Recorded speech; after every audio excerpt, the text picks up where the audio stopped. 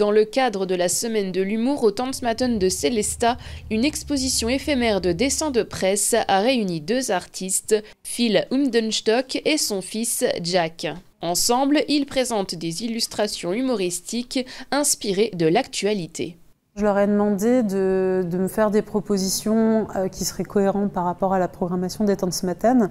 Déjà, on a un fil rouge sur la thématique de l'écologie et de la nature. Après, je leur ai demandé également de travailler sur la question de la place des médias et des réseaux sociaux aujourd'hui, la question des fake news, de la recherche documentaire, finalement comment s'en sortir dans toutes ces sources d'informations. Et ensuite, on a réfléchi ensemble quelles seraient les thématiques qu'on avait envie d'évoquer pour cette exposition.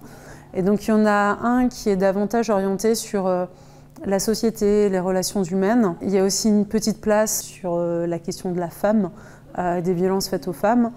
Et le dernier, c'était plus pour se faire un petit peu plaisir, c'est sur la thématique de la musique, parce que c'est l'un des styles assez dominants de notre saison culturelle avec le théâtre.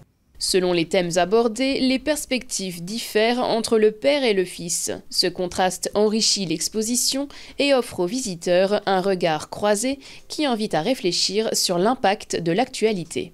Là, c'est Phil qui a dessiné, là, c'est Jacques.